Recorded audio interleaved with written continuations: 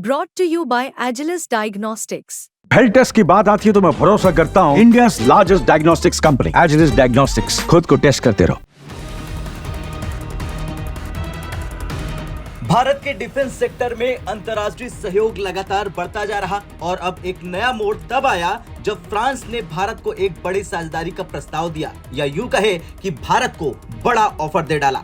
इस साझेदारी के माध्यम से फ्रांस और भारत मिलकर अगली जनरेशन के AASM यानी air to ground modular weapon system हथियार सिस्टम को मिलकर बनाएंगे। फ्रांस के हैमर मिसाइल सिस्टम को सफ्रान इलेक्ट्रॉनिक एंड डिफेंस ने विकसित किया है और इसका उद्देश्य है जमीन से लेकर आसमान तक किसी भी मौसम में सटीक हमले की क्षमता को बढ़ाना। भारतीय वायुसेना के राफेल फाइटर जेट्स पहले से ही हैमर मिसाइल से लैस हैं और अब इसे भारत के स्वदेशी फाइटर जेट तेजस मार्क 1A में भी जोड़ने की योजना बनाई जा रही। इसके साथ ही इस मिसाइल सिस्टम को अपग्रेड करने के लिए एक ऑगमेंटेड रेंज एक्सटेंशन किट और कंबाइंड मोड गाइडेंस सिस्टम का इस्तेमाल किया जाएगा, जिससे इस मिसाइल की रेंज 100 किलोमीटर से भी अधिक हो जाएगी। इसका सीधा फायदा भारतीय सेना की स्ट्रेटेजिक क्षमता को मिलेगा। नई तकनीक और अत्याधुनिक हथियारों से लैस भारतीय फोर्सेस अब दुश्मन के ठिकानों पर दूर से ही सटीक वार कर सकेंगी। फ्रांस का यह कदम दिखाता है कि वो अब भारत के साथ एक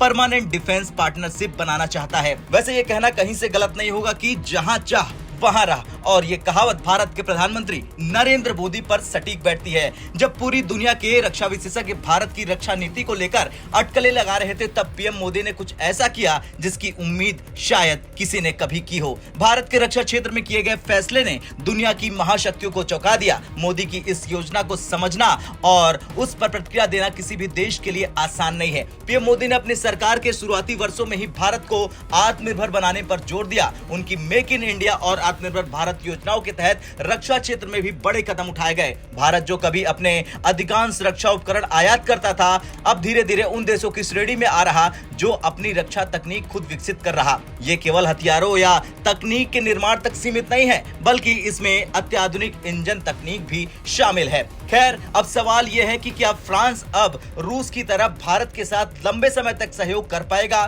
भारत और फ्रांस के बीच ये नई डील कई मायनों में रूस भारत डिफेंस साझेदारी की याद दिलाती है, लेकिन क्या फ्रांस वो भूमिका निभा पाएगा जो रूस ने इतने सालों से भारत के लिए निभाई है? आपका क्या कुछ कहना है? कमेंट कर जरूर बताएं। ब्यूरो रिपोर्ट, भारत तक।